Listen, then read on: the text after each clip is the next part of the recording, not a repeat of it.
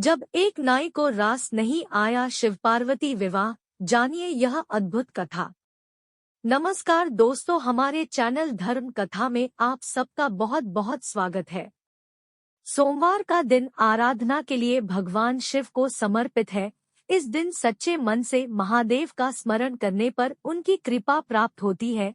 ईश पूजा के लिए यह जरूरी नहीं कि आप उनके मंत्र, आरती, श्लोक आदि का ही जाप करते हैं, बल्कि ईश्वर की कथा की चर्चा करना भी ईश्वर भक्ति है। महादेव इसलिए भी महादेव है कि क्योंकि वे सरल तरीके से बस श्रद्धा सहित नाम लेने पर ही प्रसन्न हो जाते हैं। उनकी कथाओं का कोई अंत नहीं। ऐसी ही एक कथा प्रसंग उनके विवाह से निकलता है, जिसे आपने शायद ही सुना होगा। सप्तऋषियों ने तय किया शिव पार्वती विवाह का मुहूर्त। यह प्रसंग तब का है जब महादेव और पार्वती के विवाह की बातचीत चल ही रही थी। माता पार्वती के महादेव शिव के प्रति प्रेम और अगाध निष्ठा देखकर सप्तऋषि प्रसन्न थे। उधर देवताओं की प्रसन्नता का कारण था कि अब जल्द ही महादेव के पुत्र से तारकासुर का अंत होगा। इधर सप्तऋषि पर्वतराज हिमालय के पास पहुँचे और राजा की इच्छा जानकर उमामहेश की कुंडली देखी और इस आधार पर शुभ तिथि और लग्न देखकर विवाह का मुहूर्त निश्चित कर दिया। अब बाकी रह गया था कि महादेव को इस बारे में सूचना दी जाए और उन्हें विवाह के लिए प्रस्ताव देकर बारात लाने के लिए आमंत्रित किया जाए। कैलाश पहुंचे पुरोहित और नाई।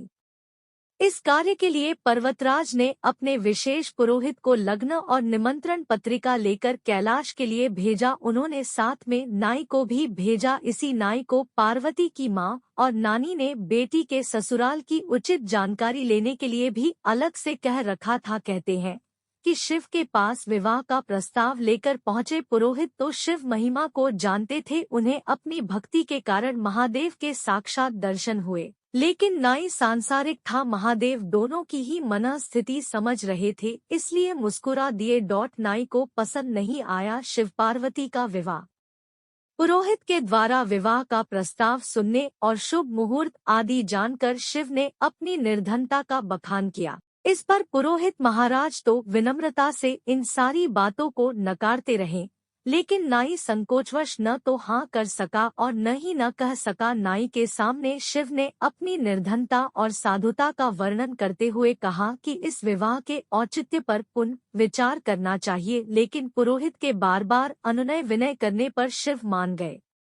जब दोनों ही कैलाश से चलने लगे तो शिव ने पुरोहित और नाई को विभूति दी। नाई ने वह भभूत रास्ते में ही फेंक दी और पुरोहित को उलाहना देते हुए कहा कि बैल वाले अवधूत से राजकुमारी का विवाह पक्का कर आए हो तुम्हें कुछ तो सोचना था। नाई इस संबंध से संतुष्ट नहीं था। ऐसे में उसने जाकर राजा हिमालय से भी सब सीधा सीधा कह दिया। यह सब सुनकर हिमालय भी माया के फेर में पड़ गए। महादेव ने नाई को दिया वरदान। उधर पुरोहित ने भभूत को घर में सम्मान से रखा था तो उसका घर धन धान्य से भर गया। नाई ने अपमान किया था तो वह खाली हाथ रहा। जब नाई को पुरोहित से यह सब पता चला तो उसने इसका कारण पूछा। पुरोहित ने कहा, जिन्हें तू साधारण बैल पर बैठने वाला समझ रहा है, वही आदि शिव है। वह है भी और नहीं भी है, वह अनंत है। नाई को इस तरह ज्ञान प्राप्त हुआ तो वह पश्चाताप करने लगा। उसने महादेव से शरण में ले लेने का अनुरोध किया। तब महादेव द्रवित हो गए। उन्होंने प्रकट होकर नाई को आशीर्वाद दिया।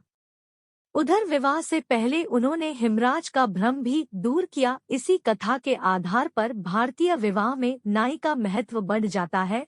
कुछ पौराणिक आख्यानों के साथ मेल करते हुए यह कथा लोक में काफी प्रचलित है। यह बताती है कि सनातन परंपरा के हर संस्कार और उनके विधान कितने पवित्र और किस तरह सामाजिक महत्व का मेल लिए हुए हैं।